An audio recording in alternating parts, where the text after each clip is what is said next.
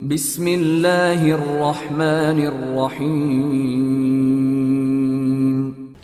रात का खाना खाने के बाद कैतानी कबाइल का सरदार काब बिन आमिर, इसकी बीवी महसूना, मुगीरा बिन काब, बेटी माज और नाबिल अपने दीवान खाने में बैठे किसी मौजू पर गुफ्तगू कर रहे थे कि हवेली के सदर दरवाजे पर दस्तक हुई। मुगीरा बिन काब अपनी जगह से उठा और अपने बाप की तरफ देखते हुए कहने लगा, मैं देखता हूँ इस वक्त किसने दस्तक दी है। वो दीवान खाने से बाहर आया ही था कि इसने देखा बसीत बड़ी तेजी से सदर दरवाजे की तरफ बढ़ा था, लिहाजा मुगीरा बिन काब वहीं पर रुक गया। इसके देखते ही देखते बसीत ने आगे बढ़कर दरवाज़ा खोला तो मंजर बिन जुबैर हवेली में दाखिल हुआ। पहले की तरह बसीत ने दरवाजे को जंजीर लगाई। इतनी देर तक अंदर से काब बिन आमिर की आवाज़ सुनाई दी। इसने अपने बेटे मुगीरा को मुखातिब किया, बेटे कौन है? बाहर खड़े बुलंद आवाज़ में मुगीरा बिन काब कहने लगा, बाबा मंजर बिन जुबैर आए हैं। इतनी देर तक मंजर बिन जुबैर भी मुगीरा बिन काब के पास आया। वो उसे लेकर दीवान खाने में दाखिल हुआ। मंजर बिन जुबैर ने आगे बढ़कर काब बिन आमिर से मुसाफा किया, फिर इसके करीब बैठ गया। सबसे पहले माज ने किसी कदर फिक्रमंदी का इजहार करते हुए मंजर बिन जुबैर को मुखातिब किया, आपका इस वक्त आना किसी इल्लत के बगैर नहीं है। मैं देखती हूँ कि आपके चेहरे पर बहुत फिक्रमंदी के आसार हैं। क्या मैं सच कह रही हूँ? हल्का सा तबस्सुम मंजर बिन जुबैर के चेहरे पर नमूदार हुआ। फिर माज की तरफ देखते हुए कहने लगा, मेरी बच्ची तेरा अंदाज़ा दुरुस्त है। मैं दो खबरें लेकर आया हूँ। पहली ये कि हिस्पानिया के शहंशाह चार्ल्स, जो अपने नाजायज़ बेटे डॉन जॉन को मुसलमानों के इलाकों का निगरान और नाज़िम मुकर्रर कर चुका है, तो डॉन जॉन मुसलमानों पर मज़ालिम की इब्तिदा कर चुका है। इसने अलबशारात और इर्द गिर्द के इलाकों में जहाँ मुसलमान आबाद हैं अपने कारिंदे और जासूस फैला दिए हैं, जो इसे मुसलमानों की खबरें पहुँचाने लगे हैं। ये सारी बातें मुझे राहिब बतरूच ने बताई हैं। वो भी मेरे साथ आता, पर इस वक्त वो मोहतात है, इसलिए कि डॉन जॉन के कुछ मुखबर हमारे राहिबों से भी रब्ता कायम किए हुए हैं। उन्होंने राहिबों को ये पैगाम दिया है कि वो इस इलाके में रहते हुए डॉन जॉन के लिए काम करें और मुसलमानों के खिलाफ सारी खबरें डॉन जॉन तक पहुँचाएँ। आप जानते हैं कि यहाँ जिस कदर खानकाहें हैं और इनमें जितने भी राहिब हैं, इनका सरबराह बतरूच है, जो मिल्लत इस्लामिया के लिए बड़ा दर्द रखने वाला इंसान है। बतरूच मुझे बता रहा था कि अलबशारात के अंदर या इसके अतराफ और गिरदो नवाह में डॉन जॉन कुछ सरकर्दा मुसलमानों को अपना बनाने की कोशिश करेगा। बतरूच कह रहा था कि वो किसी ऐसे शख्स का इंतखाब करेगा जो मुसलमान तो हो, लेकिन इसे अपने दीन या मुसलमानों से कोई ज़्यादा दिलचस्पी और हमदर्दी ना हो। इसकी पुश्त पर डॉन जॉन का हाथ रखेगा, इसे नवाजेगा और इसे ही मुसलमानों के खिलाफ इस्तेमाल करेगा, ताकि लोग ये ना कहें कि जुल्म करने वाला डॉन जॉन है। अब देखें मुसलमानों में से कौन गद्दार उठता है जो डॉन जॉन का आलाकार बनता है। इन हालात से हमें पहले की निस्बत ज़्यादा मोहतात रहना होगा। यहाँ तक कहने के बाद मंजर बिन जुबैर को रुक जाना पड़ा, इसलिए कि माज ने फिक्रमंदी का इजहार करते हुए उसे मुखातिब किया, इब्ने जुबैर, इन हालात में वो मुस्लिम नौजवान जिन्हें चार्ल्स के बेटे फिलिप ने गुलाम बनाया था और जिन्हें वो अपनी नई दुनिया की तरफ ले जाना चाहता था, इनका क्या बनेगा? इन्होंने भी तो अभी तक राहिबों की खानकाहों की पुश्ती हिस्से में गारों के अंदर पनाह ले रखी है। अभी तक इनके यहाँ से निकलने का कोई एहतमाम नहीं किया गया। मंजर बिन जुबैर मुस्कुराया और कहने लगा, बेटी मैं इस मौजू की तरफ भी आता हूँ, तुम फिक्र ना करो। इसके बाद मंजर बिन जुबैर ने फिर कहना शुरू किया, मैं मजीद ये कहना चाहता हूँ कि डॉन जॉन जिस गद्दार मुसलमान को भी अपने दस्ते रास्त के तौर पर चुनेगा, इसके ज़रिए वो सबसे पहले मुसलमानों के सरकर्दा ख़ानदानों के खिलाफ हरकत में आने की कोशिश करेगा। जो बातें मैं आप लोगों से कह रहा हूँ, ये बातें इससे पहले मैं अदनानी कबीले के सरदार साद बिन सलामा से भी कहकर आया हूँ।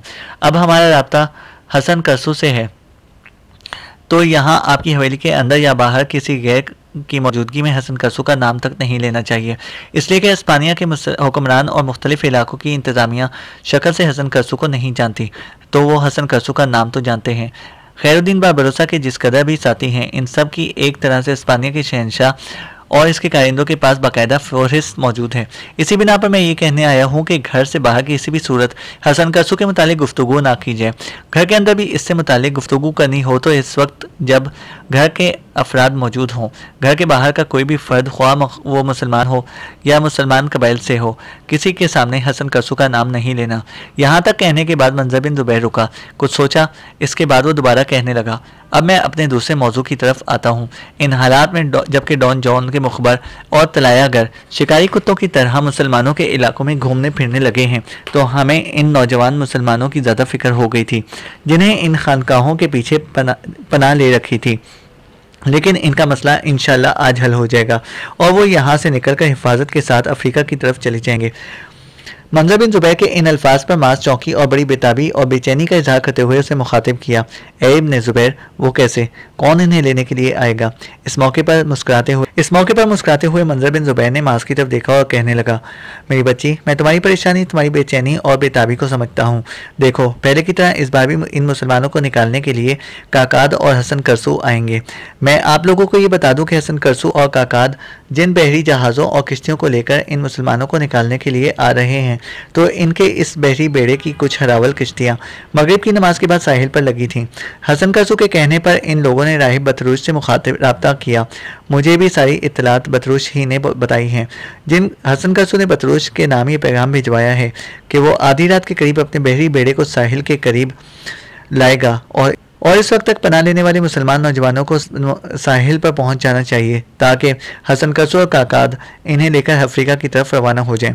मंजर बिन जुबैर रुका, फिर अपनी बात को आगे बढ़ाते हुए कह रहा था, बतरूज के नाम हसन करसू ने यह भी पैगाम भिजवाया था कि इसकी तरफ से कैतानी कबीले के सरदार काब बिन आमिर से माजरत कर ली जाए कि वो इस बार इनके यहाँ नहीं आ सकेगा।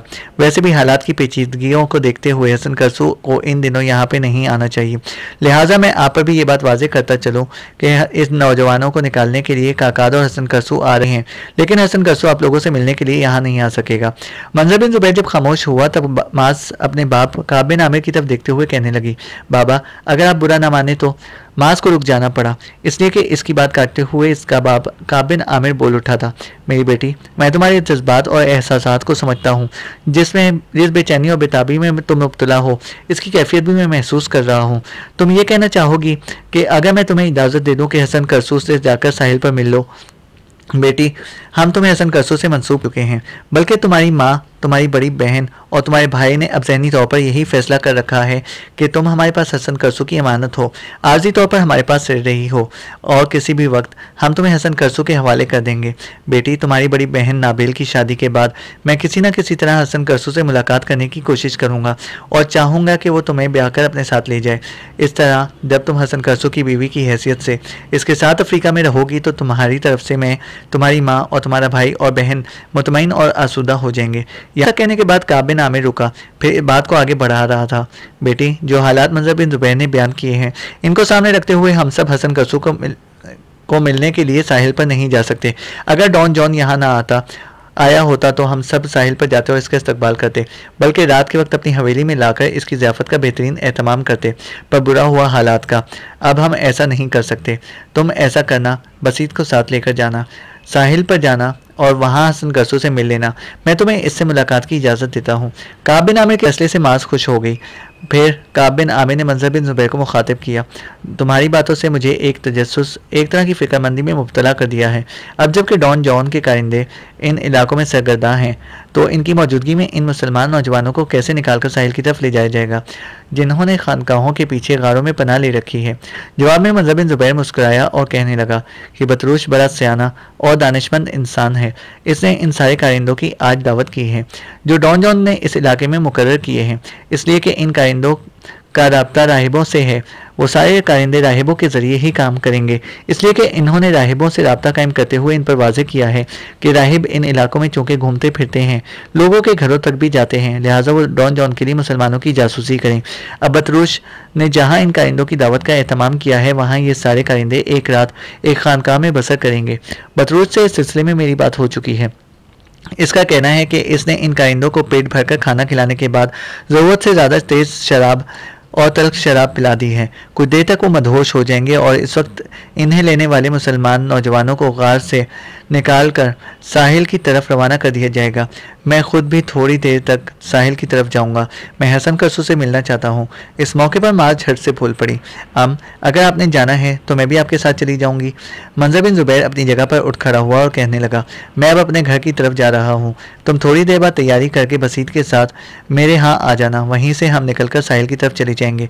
माज और इसके अहले खाना ने मंजर बिन जुबैर की इस तजवीज़ से इत्तफाक किया। फिर मंजर बिन जुबैर वहाँ से निकल गया। रात गहरी हो गई थी। चारों तरफ तारीकियां नाच उठी थीं। साहिल समुंदर की तरफ से आने वाली हवाओं ने हर शय को नमी और खफगी की रिदा उड़ाना शुरू कर दी थी। ऐसे में मास, बसीत और मंजर बिन जुबैर अपने घोड़ों को साहिल समुद्र की तरफ सरपट दौड़ा रहे थे। माहीगीरों के झोपड़े के पास इस जगह आकर वो अपने घोड़ों से उतर गए जहां हसन करसू के दादा का झोपड़ा था। झोपड़ा इसी जगह कायम दायम था। जब वो इस झोपड़े के नज़दीक हुए तो उन्होंने देखा झोपड़े के इर्द गिर्द कुछ मुसल्ला जवान खड़े थे। झोपड़े के अंदर एक छोटी सी मशल रोशन थी और इस मशल की रोशनी में मंजर बिन जुबैर, बसीत और माज ने कहा अंदर हसन करसू नमाज पढ़ रहा था। शायद सफ़र की वजह से वो नमाज देर से अदा कर रहा था। इस मौके पर मंजर बिन जुबैर झोपड़े के इर्द गिर्द खड़े एक मुसल्ला जवान के पास गया, इससे गुफ्तगू की, फिर लौटा और माज को मुखातिब करके कहने लगा, माज मेरी बेटी, मैं और बसीत दोनों झोंपड़े से बाहर खड़े होते हैं। तू झोंपड़े के अंदर चली जा, देख अंदर हसन करसू नमाज अदा कर रहा है। मेरी बच्ची, थोड़ी देर तक वो फारिग हो जाएगा। मैं और बसीत तुम्हें तन्हाई में इससे गुफ्तगू करने का मौका फराहम करते हैं। थोड़ी देर तक गारों में छुपे नौजवान यहाँ पहुँच जाएंगे तो हसन करसू इन्हें रवाना हो जाएगा। फिर तुम्हें तन्हाई में इससे अपने दिल की बात कहने का मौका नहीं मिलेगा। जा मेरी बच्ची, अंदर चली जा। मंजर बिन जुबैर की इस गुफ्तगू के जवाब में माज ने कुछ न कहा।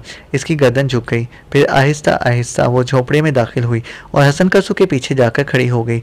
जिस वक्त वो झोंपड़े में दाखिल हुई इस वक्त हसन करसू सज्जे में था, लिहाजा वो इसके अंदर आने का एहसास न कर सका। नमाज पढ़ने के बाद हसन करसू दुआ के लिए हाथ बुलंद किए कुछ देर तक खामोशी से दुआ मांगता रहा। पीछे खड़ी माज को कुछ ना सुनाई दिया कि वो क्या कह रहा है। यहाँ तक कि सरसू आवाज़ कुछ बुलंद हुई और अल्फाज माज को सुनाई दिए। हसन करसू कह रहा था, मेरे अल्लाह, हस्पानिया के मुसलमान सनसनाते तीरों और लहराती तलवारों के माहौल में स्याह नसीबी के सायों की तरह ज़िंदगी बसर कर रहे हैं। दुश्मन इन पर बदरू गौल, बेअबानी की शैतानियत के वसवसों की तरह तारी हो रहे हैं, लेकिन इनके मुकाबले में ये मुबारिजत आराई की तलब नहीं रखते। मेरे अल्लाह, हस्पानिया के मुसलमानों की हालत पुराने खंडरों, देव लाखों में भटकती पुरानी सदाओं और आंधियों की शिद्दत में रखी जलती बुझती शमा की मानिंद है। मेरे अल्लाह, इनकी मदद फरमा। यहाँ तक कहने के बाद लम्हा भर के लिए हसन करसू खामोश रहा। माज ने महसूस किया कि वो रो रहा था, सिसक रहा था। इसकी ये हालत देखते हुए माज को न जाने क्या हुआ, ज़मीन की नंगी पीठ पर सजदा रेज होकर रोने लगी थी और इसकी दुआ के जवाब में आमीन कह रही थी। हसन करसू फिर कह रहा था, मेरे अल्लाह, तू ही उफ़क़ की लाली में तारीकी उजाले का मेल कराता है। तू ही उदास राहों की मुसाफतों में बेजहत मुसाफिरों की मंजिलें आसान करता है। तू ही मकान खुला मकान, सितारों को कहकशां, तू ही ज़र्रे को सहरा और कतरे को समुंदर बना देता है। मेरे अल्लाह, गुलामी की वीरान गुजरगाहों में हस्पानिया के मुसलमानों की मदद फरमा। थोड़ी देर के लिए हसन करसू फिर खामोश हो गया था, इसलिए कि इसकी सिसकियाँ सुनाई देने लगी थीं। ज़मीन पर सजदा रेज़ माज रो रही थी, सिसक रही थी, आंसू बहा रही थी, ज़मीन के दामन को अपने आंसुओं के कतरों से भिगो रही थी। हसन करसू की आवाज़ झोपड़े में फिर बुलंद हुई। वो कह रहा था, मेरे अल्लाह, हस्पानिया के मुसलमानों की आज़ादी की खातिर मैं अपने जिस्म के खून का हर कतरा तो पेश कर सकता हूँ, पर नतक से महरूम अपनी मिल्लत की पत्थर की ज़बान को अल्फाज नहीं दे सकता। मेरे अल्लाह, मैं एक बेबस इंसान हूँ, बिखरी पत्तियों की लाशों में ज़िंदगी के आसार पैदा नहीं कर सकता। मेरे अल्लाह, मेरी मिल्लत, मेरी कौम गफलत की नींद सोई हुई है, ऊँग रही है। मेरे अल्लाह, मैं अकेला कर्ब जुआर के वसवसों में लम्हा ब लम्हा कराहती अपनी मिल्लत के अफराद को गफलत और बेदारी की लानत से निजात नहीं दे सकता। मेरे अल्लाह, मुस्लिम कौम में ऐसा कीमिया गर पैदा कर जो नींद की सरबस्ता लहरों का राजदान बनकर उठे, गुलामी को आज़ादी में तब्दील कर दे। मेरे अल्लाह, कोई ऐसा चारा गर उठा जो दजला और फिरात की लहरों को इर्ताश में तब्दील करके रख दे। मेरे अल्लाह, कोई ऐसा आहिन मर्द पैदा कर जो वह की खूनी पुकार सुनकर मुस्लिम कौम के दुश्मनों के सामने आए और ख्वाब आलूद मिल्लत को बेदारी अता कर दे। मुस्लिम कौम में ऐसा राहिबर पैदा कर जो अंधेरी रात के दिल में चांदनी बनकर गुलामी में पेवस्त हो और इसे आज़ादी में तब्दीली कर दे। मेरे अल्लाह, मुसलमानों को कोई ऐसा हुक्मरान अता कर जो जुनून और बदी की तहजीब में सदियों की तशनगी, नए दौर का आदर्श और ज़ौक़ का जमाल बनकर उठे और मिल्लत की भीगी पलकों की नमी को समंदर के खरोश में तब्दील करके रख दे। मेरे अल्लाह, तू रहम करने वाला है, मेरी कौम पर रहम फरमा। मेरे अल्लाह, तू दिलों के भेद जानता है। हस्पानिया के मुसलमानों पर जुल्म इस्तबदाद और जोरो सितम के सामने। यहाँ तक कहते कहते हसन करसू चौंक उठा, खामोश हो गया, इसलिए कि इसके पीछे माज जो अभी तक सज्जे में गिरी हुई थी सिसक सिसक कर और बुलंद हिचकियों से रो रही थी। हसन करसू मुड़ा, उठ खड़ा हुआ, अपने शाने पर रखे हुए अंगूछे से अपनी पलकें साफ की और जब इसने अपने पीछे माज को सज्जे में गिरकर सिसकते रोते देखा तब धीमे लहजे में इसने पुकारा, माज माज माज बेचारी सिसक रही थी, रो रही थी। हसन कसू आगे बढ़ा, शानों से पकड़कर उसे उठाया। माज का चेहरा आंसुओं से भीगा हुआ था। बेचारी सिसक रही थी और कांप रही थी। अपने शाने पर रखा अंगूछा हसन कसू ने आगे बढ़ाया। चुपचाप अंगूछा लेकर माज ने अपना चेहरा साफ कर लिया। फिर हसन कसू की आवाज़ शहद बनकर इसकी समातों से टकराई। माज, तुम्हें रात के इस वक्त यहाँ हरगिज नहीं होना चाहिए था। हस्पानिया के हालात अब पहले जैसे नहीं रहे। डॉन जॉन के आने की वजह से यहाँ के हालात दिन ब दिन अबतर होते जाएंगे और फिर तुम्हारा रात के वक्त इस तरह अकेले मुझसे मुलाकात करने के लिए आना, खुद तुम्हारे घर वाले भी अच्छा ख्याल नहीं करेंगे। हसन कसू जब खामोश हुआ तो किसी कदर मुतमईन अंदाज में इसकी तरफ देखते हुए माज कहने लगी, आपको मेरे घर वालों की तरफ से फिक्रमंद नहीं होना चाहिए। उन्होंने ही मुझे आपसे मिलने की इजाज़त दी है, इसलिए कि अब वो मुझे आपसे मंसूब कर चुके हैं। बल्कि मेरे बाबा अब अपने घर वालों को यहाँ तक कह चुके हैं कि मैं इनके पास आपकी अमानत हूँ और फिर आप मुतमईन रहें। मैं अकेली नहीं आई, मेरे साथ बसीत है। इसके अलावा अम मंजर बिन जुबैर भी हैं। इन्हीं के साथ मैं यहाँ आई हूँ। वो दोनों इस वक्त झोपड़े से बाहर खड़े हैं। दरअसल मुझे उन्होंने आपके साथ तन्हाई में बात करने के लिए भेजा है और ख़ुद बाहर ही खड़े मुंतज़िर हैं। झोपड़े से बाहर निकलते हुए हसन कसू कहने लगा, आओ मंजर बिन जुबैर और बसीत के पास चलते हैं। माज अपनी जगह पर खड़ी रही और बड़े खुशकन अंदाज में हसन कसू को मुखातिब किया, पहले आप मेरी एक बात सुने, फिर बाहर चलते हैं। दरवाजे के करीब जाके हसन कसू रुक गया, मुड़कर माज की तरफ देखा और फिर लौटा, फिर इसके सामने आन खड़ा हुआ। अच्छा कहो, क्या कहना चाहती हो? जवाब में लम्हा भर के लिए माज मुस्कुराई और कहने लगी, अगले माह नाबिल की शादी है, अभी तारीख मुकर्रर नहीं हुई। जो ही तारीख मुकर्रर हुई इसकी इत्तला आपके दस्तराज बतरूज के जरिए आपको पहुंचाई जाएगी। क्या आप इस शादी में शिरकत करेंगे? हसन कसू ने कुछ सोचा फिर कहने लगा, देखो माज, मैं तुम्हारे साथ वादा नहीं करता। मैंने तुमसे कहा ना कि हिस्पानिया के हालात दिन ब दिन अबतर होते चले जाएंगे और पता नहीं नाबिल की शादी के इन हालात में और मैं इस वक्त किस महाज पर मसरूफ़ हूँ। अगर मैं फारिग हुआ, हालात साजगार हुए तो मैं ज़रूर तुमसे मिलने के अलावा नाबिल की शादी में शिरकत के लिए आऊँगा। फिर हसन कसू बाहर निकला, माज इसके पीछे पीछे थी। बाहर आकर हसन कसू बड़े पुरजोश अंदाज में मंजर बिन जुबैर और बसीत दोनों से मिला। फिर इब्ने जुबैर की तरफ देखते हुए कहने लगा, इब्ने जुबैर, मेरे मोहतरम, साहिल पर उतरने के बाद मैं सीधा दादा की झोपड़े में आया। मेरी ना इशा की नमाज रहती थी। झोपड़ी के अंदर ही मैंने इस जगह पर नमाज पढ़ी जहाँ मेरा दादा नमाज पढ़ा करते थे। इस तरह मुझे अजीब सा जहनी और कल्बी सुकून मिला। मेरे ख्याल में जिन लोगों को हमने लेके जाना है थोड़ी देर तक वो यहाँ पहुँच जाएंगे।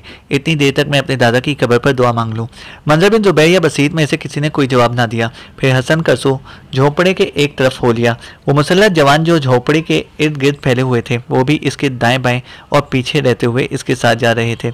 हसन कसू जब अपने दादा की कब्र पर गया तो थोड़ी देर तक दंग रह गया, इसलिए कि कब्र के अतराफ में किसी ने फूलदार पौधे लगा रखे थे। फूल खिले हुए थे जिनकी खुशबू रात के वक्त फिजाओं के अंदर रच बस गई थी। इस मौके पर सबसे पहले हसन कसू ने दुआ मांगी, फिर अपने पहलू में खड़ी माज को इसे मुखातिब किया, मेरा दिल कहता है यही जो फूल लगे हैं ये तुम्हारी मेहनत है। माज मुस्कुराई और कहने लगी, आपका अंदाज़ा दुरुस्त है। मैं, नाबिल और मेरे भाई ने यहाँ पर फूल उगाए हैं। हम रोज़ाना घोड़ दौड़ के लिए इधर आते हैं और इन फूलदार पौधों को पानी भी दे जाते हैं। माज यहीं तक कह पाई थी कि उसे रुक जाना पड़ा, इसलिए कि एक मुसल्ला जवान भागता हुआ हसन कसू के पास आया और उसे मुखातिब करके धीमे से लहजे में कहने लगा, अमीर, जिन लोगों को हमने लेके जाना है वो आ रहे हैं। काकात को हमने इशारा दे दिया है, वो अपने बहरी बेड़े के जहाज़ों को साहिल की तरफ ला रहा है। इस मौके पर माज ने हसन कसू को मुखातिब किया, क्या भाई काकात भी आपके साथ हैं? हाँ, वो भी मेरे साथ हैं। अपने मेरी जहाज़ों को साहिल से ज़रा पीछे खड़ा कर दिया था। काकात वहीं है, अब वो जहाज़ों को लेकर साहिल पर आएगा। आओ उधर चलते हैं। उसके साथ ही हसन कसू एक तरफ हो लिया। थोड़ी देर बाद हसन कसू और काकात के बहरी जहाज़ साहिल पर लगे। काकात कुछ मुसल्लह जवानों के साथ उतरा, पहले से माज की खैरियत दरियाफ्त की, फिर पुरजोश अंदाज में वो बसीत और मंजर बिन जुबैर से मिला। इतनी देर तक जिन नौजवानों को हिस्पानिया से निकाल कर अफ्रीका लेकर जाना था वो भी पहुंच गए और काकात और हसन कसू मिलकर बड़ी तेज़ी से उन्हें अपने बहरी जहाज़ों में सवार कराने लगे थे। जब वो जवान सवार हो गए तब हसन कसू इस जगह आया जहाँ मंजर बिन जुबैर, बसीत और माज खड़े थे। फिर इसने माज को मुखातिब किया, माज, अपने अहले खानों को जाके मेरा सलाम कहना। फिर हसन कसू ने मंजर बिन जुबैर को मुखातिब किया, इब्ने जुबैर, मैं तुम्हारा शुक्रगुजार हूँ कि इन लोगों को निकालने में हमें तुम्हारा ताउन हासिल हुआ। अब तुम लोग जाओ, मैं और काकात भी यहाँ से कूच करते हैं। इसके साथ हसन कसू हाथ मिलाता हुआ वहाँ से हट गया। फिर इसका बहरी बेड़ा हरकत में आया और समंदर रवां दवां हो गया। जब तक इसके जहाज हेवलों की सूरत में मार्स को दिखाई देते रहे। इस वक्त तक वो साहिल पर खड़ी रही। जब वो जहाज रात की गहरी तारीकी में समंदर के दामन में खो गए, तब वो उदास उदास अफसुर्दा अफसुर्दा से मुड़ी, अपने घोड़े पर सवार हुई। बड़ी इतनी देर तक मंजर बिन जुबैर और बसीर भी अपने घोड़ों पर सवार हो गए थे। फिर इन्हें एड़ लगाते हुए वो अपनी बस्ती की तरफ जा रहे थे। काकाद और हसन करसू जब इन मुसलमान नौजवानों को लेकर अफ्रीका पहुंचे, जिन्हें हिस्पानिया के शहंशाह चार्ल्स का बेटा फिलिप गुलाम बनाकर नई दुनिया लेकर जाना चाहता था, तो खैरुद्दीन बारबरोसा इसके लश्करी और मलाहों ने बेपनाह खुशी का इजहार किया। खैरुद्दीन बारबरोसा, तरगूत और दीगर सरकर्दा सालारों ने बेहतरीन अंदाज में इन नौजवानों का इस्तकबाल किया, इन्हें अपने लश्कर में शामिल किया और जल्द ही इनकी अस्करी तरबियत का काम शुरू कर दिया गया। एक रोज़ खैरुद्दीन बारबरोसा अपने सारे सालारों के साथ अलजायर के साहिल पर बैठा हुआ था। वो कुछ फिक्रमंद और गहरी सोचों में गर्क था और इसके इर्द गिर्द बैठे इसके छोटे बड़े सालार इस वक्त खामोशी से इसकी तरफ देख रहे थे। थोड़ी देर की खामोशी के बाद खैरुद्दीन बारबरोसा ने अपने सारे साथियों और सालारों को मुखातिब करते हुए कहना शुरू किया, मेरे अजीज़ साथियों, अब तक हिस्पानिया का शहंशाह चार्ल्स बजाते खुद खुलकर कभी हमारे सामने नहीं आया। मुख्तलिफ छोटे बड़े लश्करों को हमारे मुकाबिल भेजता रहा है, जिन्हें हम पसपा करते रहे हैं। लेकिन अब यूरोप के अंदर एक बहुत बड़ी तब्दीली रौनमा हो चुकी है, जिसकी बिना पर हिस्पानिया के बादशाह चार्ल्स के हौसले बढ़ जाएंगे और ज़्यादा तंदही के साथ हमारे खिलाफ समुंदर और खुश्की दोनों पर हरकत में आएगा। पहले चार्ल्स सिर्फ हिस्पानिया का बादशाह था, अब वो एक तरह से 5 मुल्कों का शहंशाह है। पिछले दिनों जो इसका फ्रांस के साथ टकराव हुआ था, इसके नतीजे में फैसला हिस्पानिया के हक में हुआ।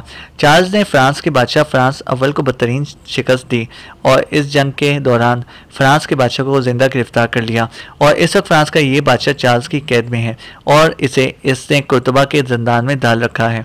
इसी तरह अब फ्रांस भी चार्ल्स के रहमो करम पर है। चार्ल्स की हवस मजीद बढ़ती जा रही है। फ्रांस के खिलाफ जब इसने जंग की इब्तिदा की तो इस जंग को पापाए आजम ने नापसंद किया, जिसके नतीजे में चार्ल्स इटली पर चढ़ दौड़ा, इटली के सारे साके को शिकस्त दी और पापाए आजम को इसने गिरफ्तार कर लिया। फ्रांस के बादशाह को गिरफ्तार करके तो उसने जिंदान में डाल दिया, लेकिन पापाए आजम गिरफ्तार करने के बाद एक अलामती सी कैद में रखा, फिर इसे रिहा कर दिया गया। अब इटली और सिसिली के बराह रास्त चार्ल्स के तहत आ चुके हैं। इसके अलावा जर्मनी के एक बहुत बड़े इलाके को भी अपने मातहत कर चुका है। इससे भी बड़ी बात यह कि जर्मनी के अलावा हंगरी और ऑस्ट्रिया भी एक तरह से चार्ल्स की शहंशाहियत में आते हैं, इसलिए कि हंगरी का जवान साल बादशाह लुई हिस्पानिया के शहंशाह चार्ल्स और इसके छोटे भाई फ्रोलंदा का बहनोई है। इन दोनों की बहन लुई की बीवी है। इसी तरह वो इलाके भी चार्ल्स की शहंशाहियत में आते हैं, जबकि ऑस्ट्रिया का इलाका इस वक्त चार्ल्स के भाई फ्रोलिंदा के ज़ेरे साया है।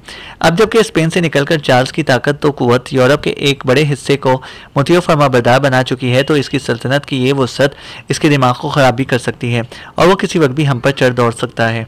यहाँ तक कहने के बाद खैरुद्दीन बारबरोसा ने सवालिया अंदाज में अपने राह रास्त और अपने मातहत तरगूत की तरफ देखा। तरगूत कुछ कहना चाहता था कि इससे पहले ही सवाल बोल पड़ा, हमारे पास ये भी तो खबरें आई थीं कि हमारे सुल्तान सुलेमान ने भी यूरोप के खिलाफ एक मुहिम शुरू की है, और इस मुहिम का क्या बना, अभी तक कोई खबर नहीं आई। सवालिया के सवाल के जवाब में बारबरोसा कहने लगा, सुल्तान सुलेमान से मुतालिक अभी तक जो खबरें पहुंची हैं, इनके मुताबिक सुल्तान लश्कर के साथ यूरोप में दाखिल हो चुका है और इसका रुख हंगरी की सल्तनत में के मौजूदा मैदानों की तरफ है। इससे आगे क्या हुआ अभी तक खबर नहीं आई।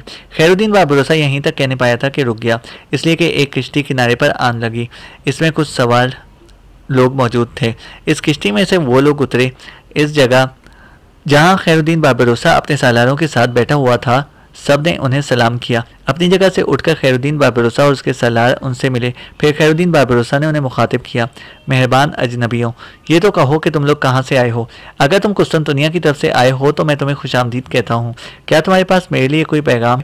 इसके साथ ही खैरुद्दीन बारबरोसा ने जब हाथ का इशारा किया तो वो सब वहाँ बैठ गए। फिर इनमें से एक खैरुद्दीन बारबरोसा को मुखातिब करके कहने लगा, अमीर, आपका अंदाज़ा दुरुस्त है। हम कुस्तुनतुनिया से ही आए हैं और अपने सुल्तान सुलेमान की तरफ से आपके नाम हमारे पास एक पैगाम है। बड़े खुशकिन अंदाज में इनकी तरफ देखते हुए खैरुद्दीन बारबरोसा ने पूछ लिया, मेरे लिए क्या पैगाम है? आने वालों में से जो पहले हम कलाम हुआ था वो फिर बोला, अमीर, यूरोप के खुले मैदानों में सुल्तान ने यूरोप वालों को बदतरीन शिकस्त देकर और इनके लश्करियों का कत्लेआम करके इनकी कमर तोड़ दी। यूरोप में यूरोप की सारी कुव्वतों को बदतरीन शिकस्त देने के बाद सुल्तान एक फातह की हैसियत से कुस्तुनतुनिया लौट चुके हैं और उन्होंने अपनी इस फतह की खबर सारे इलाकों की तरफ भिजवाई है। मुझे और मेरे इन साथियों को आपकी तरफ रवाना किया है। इनके अलावा हम जैसे कासिद ही मिस्र, मक्का मुअज़्ज़मा, दियारबकर और अपने शुमाली इलाकों की तरफ भी रवाना किए गए हैं। सारे वालियों और हुक्मरानों को यूरोप में सुल्तान की इस कामयाबी से आगाह किया गया है और खुशखबरी सुनाई है।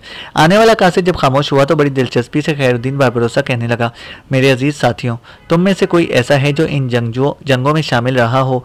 अगर ऐसा है तो मैं इससे यूरोप की इस जंग के वाक़यात तफसील से सुनना पसंद करूँगा। वही कासिद फिर बोल पड़ा, अमीर आप फिक्र ना करें, मैं बजाते खुद इन जंगों में शामिल था, सारी जंगों में मैंने हिस्सा लिया, इसकी तफसील मैं खुद आपको कह सकता हूँ। बारबरोसा ने बड़ी ममनूनियत से इसकी तरफ देखा और फिर कहने लगा, मेरे अजीज़, अगर ये मामला है तो फिर कह कि यूरोप के अंदर किस किस कुव्वत से सुल्तान का टकराव हुआ और ये जंगें कहाँ कहाँ हुई और इनके क्या क्या नतीजे निकले। इस पर इस कासिद ने गला साफ किया, फिर कह रहा था, अमीर, जब हस्पानिया के बादशाह चार्ल्स ने एक जंग में फ्रांस के बादशाह को गिरफ्तार करके अपना कैदी बना लिया, जब इसने इटली और सिसिली में फतूहात हासिल की और पपाए आजम को भी अपना कैदी बना लिया, तो इसके बाद इसने जर्मनी और ऑस्ट्रिया की मुहिमात में भी कामयाबी हासिल की, वहाँ पर अपना असर रसूख कायम कर लिया। तब इसने अपनी बहनोई लुई को, जो हंगरी का बादशाह है, अंगेख्त किया कि तुर्कों ने माजी में जो यूरोप के इलाके नुसरानियों से छीन लिए थे वो वापस लेने की कोशिश करे। चार्ल्स की इस अंगेख्त पर लुई हरकत में आया, हालांकि वो खुद जंग की इब्तिदा करने का शख्स नहीं था, इसलिए कि वो बड़ी अच्छी तबीयत का आदमी था, इसे सिर्फ अस्करी खेलों और तमाशों का शौक था। इसके अलावा इसकी अपनी रियाया पर भी कोई गिरफ्त हासिल ना थी, क्योंकि नस्लन वो पोलैंड का रहने वाला था। हंगरी के अलावा वो बोहेमिया का भी बादशाह था। और फिर इसकी बीवी मैरी, जो चार्ल्स और फ्रोलिंदा की बहन है, वो खुद भी दरबार की ज़ियाफ़तों की बड़ी दिलदादा है। वो एक तरह से जंगों और लड़ाइयों से मुतनफ़र है। तुर्कों के साथ जंग की तरह डालने की कुछ और वजूहात भी थीं। पहली तो मैंने कहा कि हस्पानिया के शहंशाह चार्ल्स ने लुई को अंगेख्त किया कि तुर्कों से टकराए और यूरोप के इलाके इनसे वापस ले।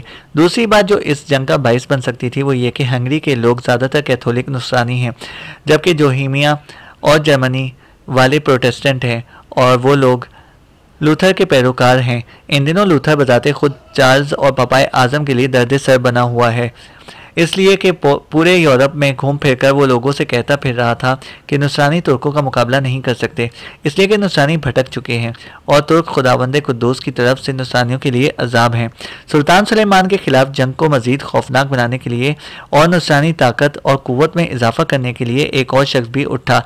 इस शख्स का नाम बालिस था। यह पपाए आजम की तरफ से गया और पूरे यूरोप में घूम फिरकर पुकार कर कहने लगा, लोगों, गुज़िश्ता जंगों में तुर्कों को उनकी मजनूनाना पेशकदमी से हंगरी वालों ने रोका।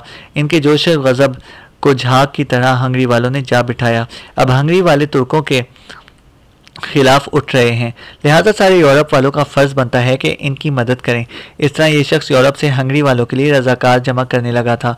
दूसरी तरफ हमारा सुल्तान भी हंगरी और ऑस्ट्रिया वालों को ये मौका नहीं देना चाहता था कि वो बहुत बड़ा लश्कर जमा करके और गज़बनाक जोश का इजहार करते हुए यूरोप में तुर्कों के इलाकों पर चढ़ दौड़े।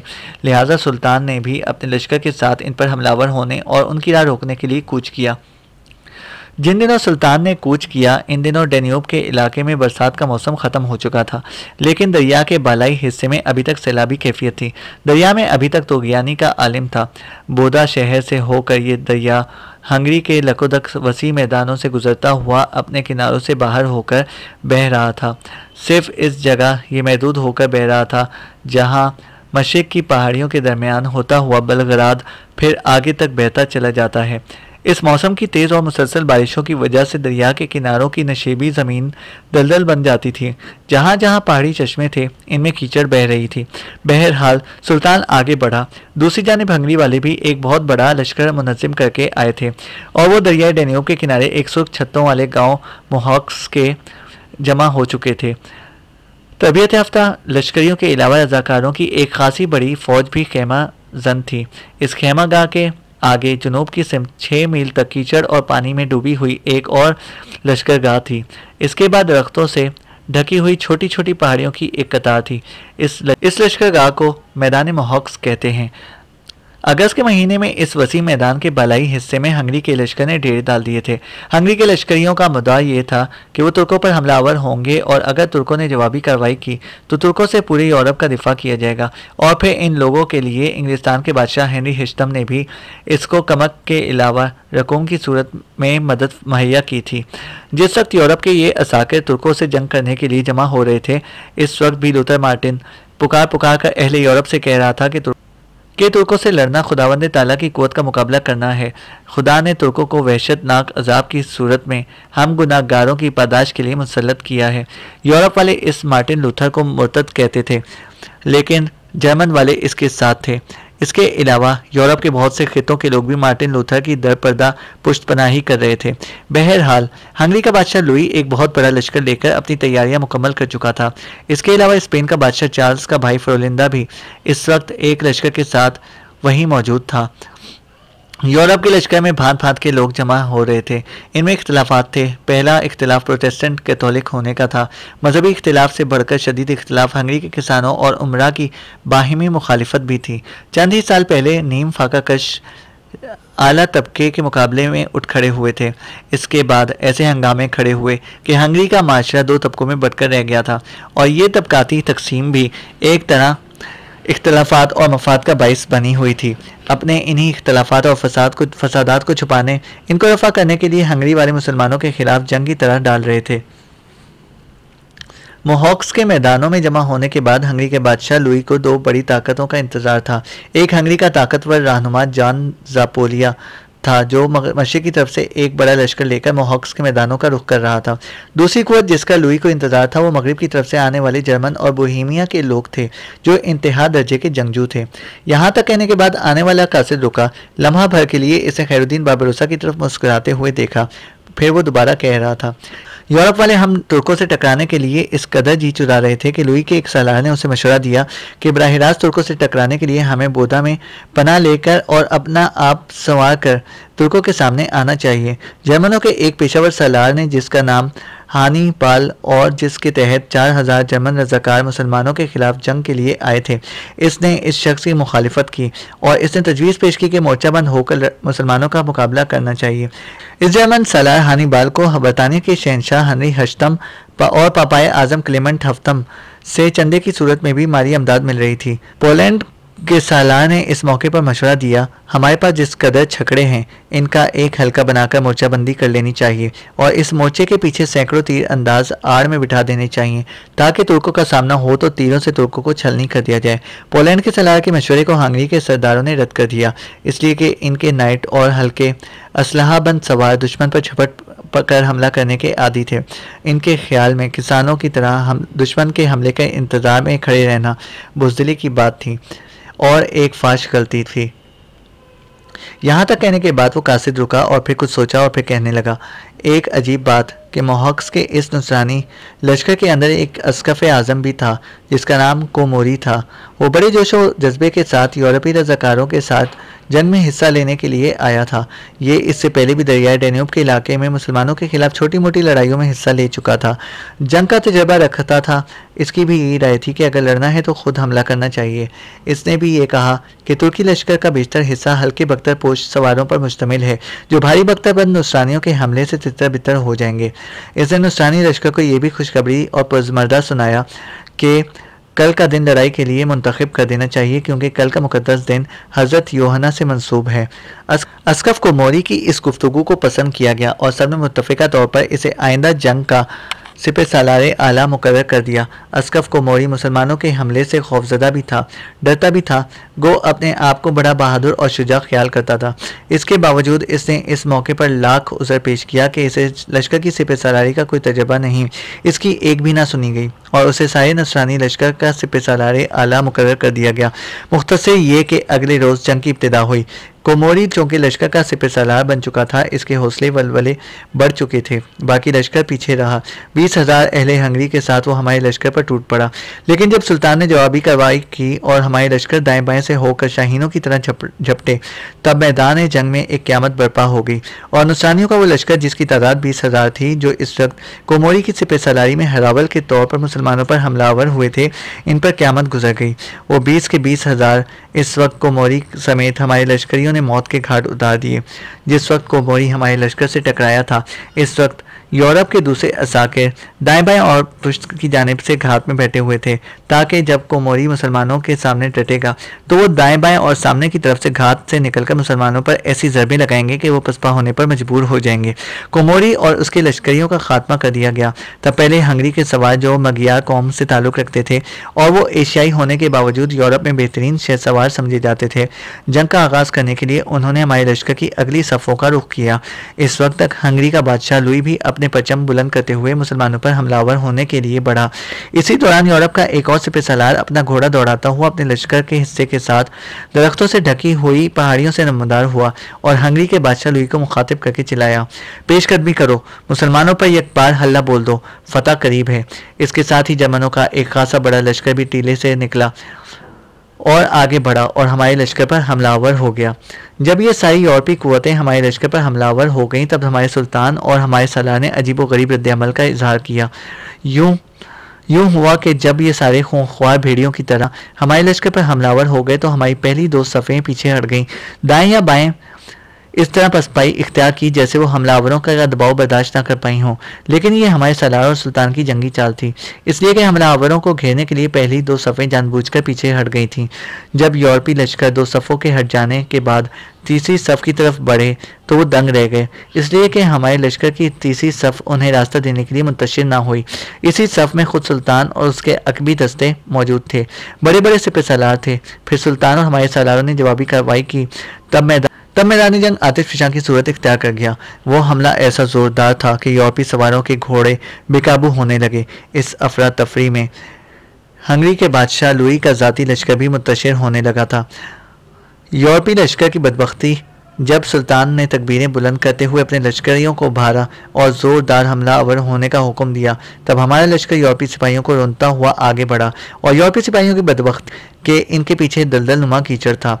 उन्होंने भागना चाहा, लेकिन इनके घोड़े कीचड़ में धंसे और फिसलने लगे। जब उन्होंने देखा कि घोड़े कीचड़ में फंसने लगे हैं और भाग नहीं सकते, और अगर वो ना भाग सके तो इनकी जानें खतरे में पड़ जाएंगी, लिहाजा वो घोड़ों से उतर पड़े।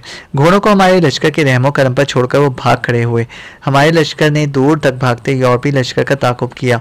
फिर ये ताकुब इस वक्त ख़त्म हुआ जब सुल्तान की तरफ से ताकुब ख़त्म करने का तबल बजवाया गया। मोहॉक्स के मैदानों में अहले यूरोप की हमारे लश्कर के हाथों ये मुकम्मल और बदतरीन शिकस्त थी। कोमोरी, जिसने बड़े जोशो खरोश से जंग की इब्तिदा की थी और जिसने यूरोप वालों को मुसलमानों के खिलाफ उभारा था, जंग में एक गुमनाम मुसलमान लश्करी ने इसका सर काटा और इसका कटा हुआ सर इस जोशीले और जिंदा दिल नौजवान ने इस वक्त सुल्तान सुलेमान के कदमों में ला फेंका, जिस वक्त जंग ख़त्म हो गई थी। इस जंग के दौरान हुआ यूं कि फिर बारिशों का सिलसिला शुरू हो गया। जिस वक्त मोहॉक्स के मैदानों में मरने वालों को दफन किया जा रहा था, हमारे सुल्तान के सामने सबसे बड़ा मसला यह था कि हंगरी की किस्मत का फैसला क्या किया जाए, इसलिए कि इस लड़ाई में जहां बड़े बड़े अस्कफ, बड़े बड़े पादरी, बड़े बड़े सलेब बरदार, बड़े बड़े सालार मारे गए थे, वहां हंगरी का बादशाह लुई भी एक गुमनाम लश्करी के हाथों मौत की नींद सुला दिया गया था। बहरहाल हंगरी से मुतालिक सुल्तान जल्द फैसला करना चाहता था, इसलिए कि बारिशों का सिलसिला शुरू हो चुका था। इसके बाद मौसम खिज़ां आने वाला था, जिसकी वजह से रातों को बर्फ़ गिरने का खतरा था और वो घास जिस पर लश्कर के घोड़ों का गुजारा था, वो दिन ब दिन सूखती जा रही थी। इसके पर अजराह तमस्कुर सुल्तान ने अपने करीब से गुजरने वाले एक लश्करी को बुलाया। वो काफ़ी बड़ी उम्र का था। सुल्तान ने उसे मुखातिब किया, बड़े मियाँ, मुझे ये बताओ कि दुश्मन को शिकस्त देने के बाद अब मुझे हंगरी के सिलसिले में क्या कदम उठाना चाहिए। वो लश्करी मुस्कुराया और कहने लगा, सुल्तान मोहतरम, मेरी ख्वाहिश यह है कि माँ अपने ही बच्चों को परेशान ना करे। इस लश्करी के कहने का मकसद ये था कि अब जबकि हमने हंगरी के वस्ती इलाकों को फतह कर लिया है, तो इन इलाकों के अंदर हमें मारे गनीमत जमा करने की इजाज़त दे देनी चाहिए। लेकिन सुल्तान ने किसी को इस इलाके में लूटमार या गारतगरी करने की इजाज़त ना दी। हमारे लश्कर में मशरिक तुर्की से आने वाले जो सालार शामिल थे, इन्होंने सुल्तान को ये मशवरा दिया कि जो इलाके हमने फतह किए हैं ये लश्करियों में तकसीम कर देने चाहिए ताकि लश्करी यहाँ आबाद हो जाएं और आइंदा से यूरोप से उठने वाले जंगजुओं को रोक सकें। सुल्तान नहीं माना। इसके बरक्स इसने मनादों के जरिए ये मनादी करा दी कि लश्कर वापस जाएगा। वापसी के दौरान ना किसी देहात को जलाया जाएगा, ना किसी शहर में गारतगरी की जाएगी। इसी तरह हमारे लश्कर ने दरियाए डैन्यूब के किनारे किनारे वापसी का सफर शुरू कर दिया। अब कार्पेथिया के कोहिस्तानी सिलसिलों से लेकर बोस्निया की बुलंदियों तक पूरे हंगरी को भी सुल्तान के तसर्रुफ में होना चाहिए था। इसमें शक नहीं कि सुल्तान को वो इलाका पसंद भी आया था। हंगरी के इन वसी मैदानों को दरिया सैराब करते हैं। वो इन फ्लैगबोस पहाड़ों से निकलते हैं जो चारों तरफ से इस मैदान के गिर्द घेरा डाले हुए हैं। अरसा दराज से ये इलाका मशरिक में आने वाले खाना बदोशों की आमाजगाह रहा था, जिसमें हन, मंगोल, मगियार और बहुत से खाना बदोश बल्कि पुराने तुर्क भी शामिल थे, जो इन इलाकों पर हमलावर होकर यहाँ अपने खेमे नस्ब करते रहे थे। सुल्तान सुलेमान अपने लश्कर के साथ यूरोप में लगभग 840 मील अंदर तक गया था।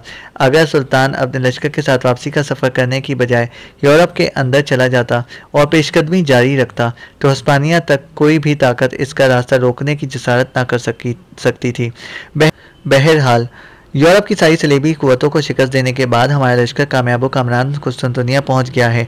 कुस्तुनतुनिया पहुँचते ही सुल्तान ने अपने मुख्तलिफ वालियों और अपने मुख्तलिफ सूबों के हाकिमों को इस फतह की खुशखबरी पहुँचाने के लिए भेजा। सो मुझे और मेरे साथियों को आपकी तरफ रवाना किया गया है।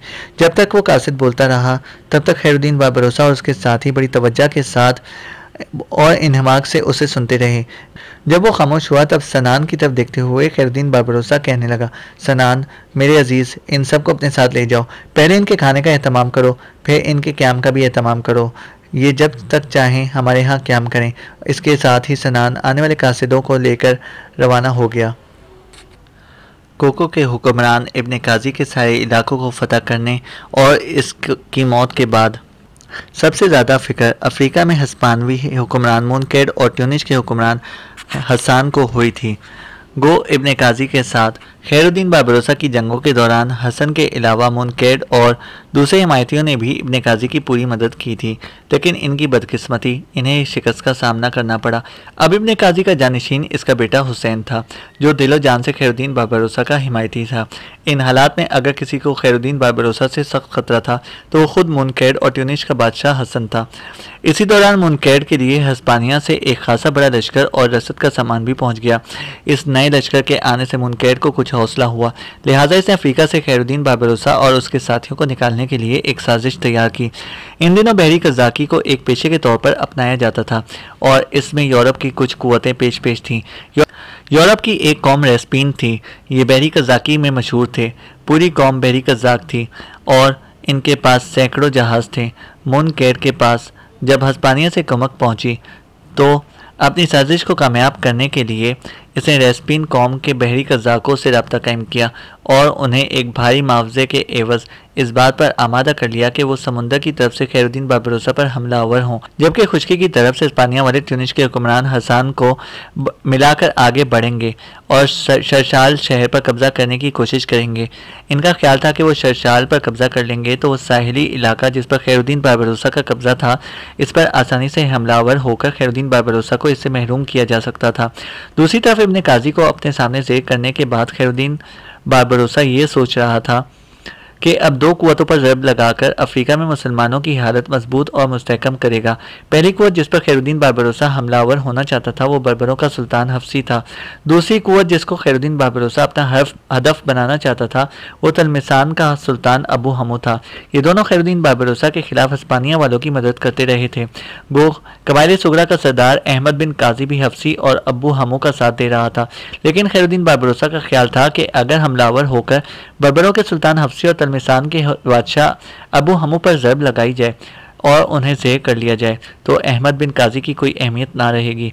अपने इस मंसूबे, अपने इस लाहे अमल को आखिरी शक्ल देने के लिए खैरुद्दीन बारबरोसा ने अपनी जंगी तैयारियां शुरू कर दी, इसलिए कि वो जानता था कि जब वो बर्बरों के सुल्तान हफ्सी और तलमिसान के बादशाह अबू हमू पर हमलावर होने के लिए निकलेगा तो ट्यूनिस का बादशाह हसन और अफ्रीका में हिस्पानवी सालार और वाली ज़रूर उसकी मदद करेंगे। ऐसी सूरत में हफ्सी और अबू हमू के साथ जंगों का सिलसिला तवील भी हो सकता था। लिहाजा फैसला कुन और मुख्तसर ज़रब में अपना काम निकालने के लिए खैरुद्दीन ने अपनी जंगी तैयारियों को उरूज पर पहुंचा दिया था। इन्हीं दिनों खैरुद्दीन बारबरोसा के तलायागरों ने उसे ये भी खबर दे दी कि मूनकेड और ट्यूनिस का बादशाह खुश्की के रास्ते हमलावर होकर शर्शाल पर कब्जा करना चाहते हैं और इसके साथ ही उन्होंने रेस्पीन के कज़ाकों से भी राब्ता कायम कर लिया है और उन्हें भारी रकम के एवज इस बात पर तैयार कर लिया है कि वो अपने बहरी जहाज़ों के साथ खैरुद्दीन बारबरोसा के पर समुद्र की तरफ से हमलावर हो जाएं। इस सूरत हाल को देखते हुए खैरुद्दीन बारबरोसा ने भी अपना लायहा अमल तब्दील किया। लिहाजा बर्बरों के सुल्तान हफ्सी और तलमिसान के बादशाह अबू हमू पर ज़रब लगाने की बजाय इसने यूरोप की वहशी और कज़ाकी का पेशा करने वाली कौम रेस्पीन से निपटने और शर्शाल शहर की हिफाजत के इंतजाम करना शुरू कर दिए थे। अब सूरत हाल ये थी कि समुंदर के अंदर खैरुद्दीन बारबरोसा के तलायागर छोटी छोटी कश्तियों में बड़ी तेज़ी से हरकत करने लगे थे।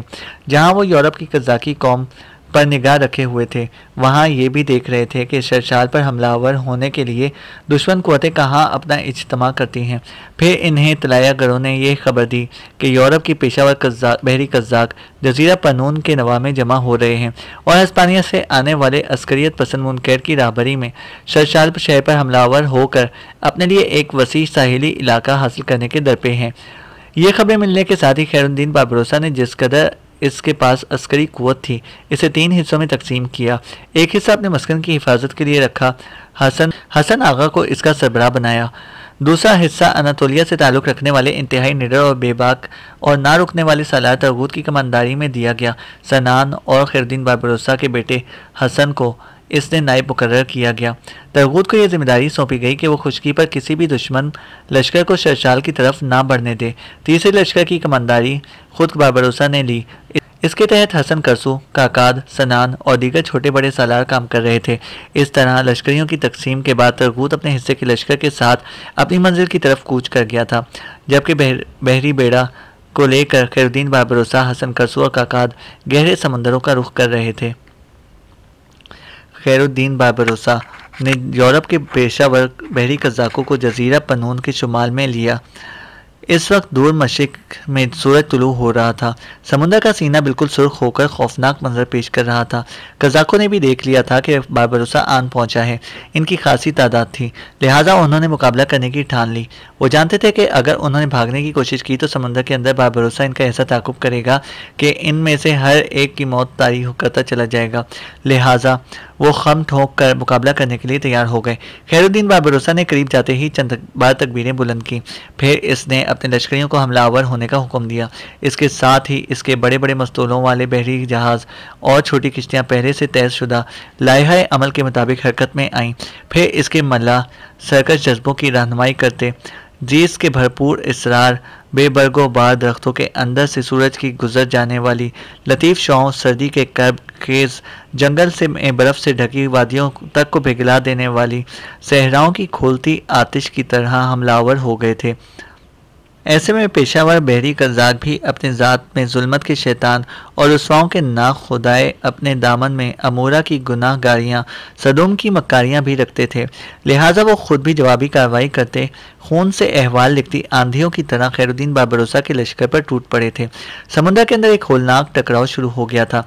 मशरिक से तुलू होता सूरज समुद्र का सीना सुर्ख करता हुआ इस इनकलाब पर मुस्कुरा रहा था। कुछ देर के टकराव के बाद अचानक खैरुद्दीन बारबरोसा अपने जहाज़ के अर्शे पर एक बुलंद जगह पर खड़ा हुआ फिर से अपने साथियों को मुखातिब करके कह रहा था, काबे की हुर्मत के पासबानों, हक के बेमिसल शनासो, ज़रा अपने आबाओ अजदाद के कारनामों पर निगाह दौड़ाओ। सूरज इनका ज़मीर, उजाले इनकी नीयत थे, हवाएं और आंधियां माजी में इनके तरकश के तीर थे, खलाओं की अज़मतें, अंजुम और सुरैया की रिफ़तें इनकी हदीस मोहब्बत को निगाह सलाम करती थीं।